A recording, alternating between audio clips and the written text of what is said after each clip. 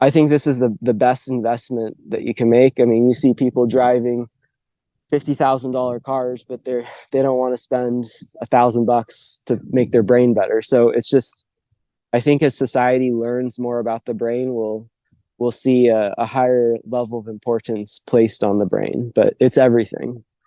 22 bones and why Sure. mainstream mainstream doctors believe that it doesn't move, but you have found that it does and it's supposed to. Okay. Okay. So yeah.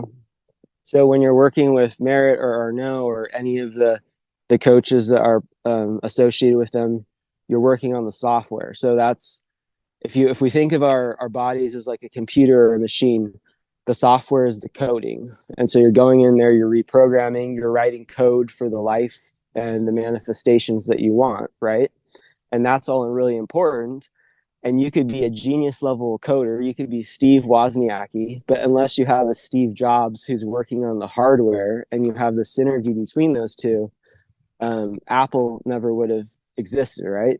So if let's just say you're doing all of the reprogramming and rewiring work, but you sustained a significant trauma to your head or your face, and your brain is literally being pinched or compressed on a physical level, you're only going to be able to go so far with the reprogramming type of work.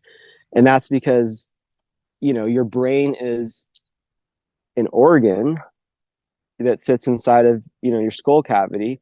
And if it's being pressed, the machinery and the mechanics are not going to work. You could be running the most updated, highest level software there is, but if you throw your computer out the window out of the 3-story building and you go pick it up, it's not going to work, or it's not going to work very well. It's going to be at a very low level stuff, even though you have the best operating system running on it.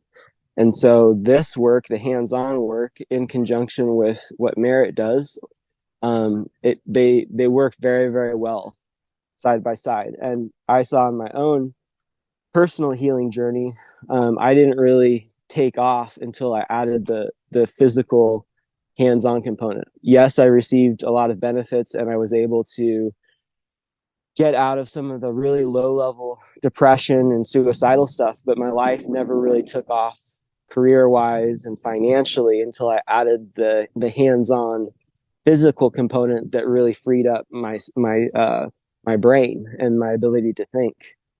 And I hope no one in this class is in bad of a situation as I was, because like Merritt said, I actually was put in a psych hospital probably closer to 7 or 8 times. The two that she knows about were just long-term stays, but altogether with shorter holds and ER visits, it was probably closer to 10. And I was addicted to Adderall just to get me going with my brain function.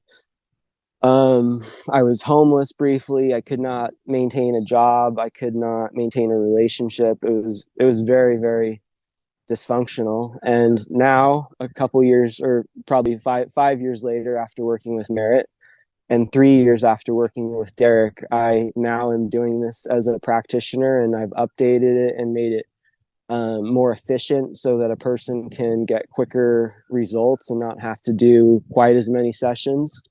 And just a lot of doors have opened for me, and that's because literally we opened up the skull and the brain. And this is everything. This is your most valuable asset in the physical dimension. If this is working well, there's no limit on what you can achieve. And if this isn't working, like, you're going to struggle just to survive in life. So I think this is the best investment that you can make. I mean, you see people driving $50,000 cars, but they don't want to spend $1,000 to make their brain better. So it's just, I think as society learns more about the brain, we'll see a higher level of importance placed on the brain. But it's everything.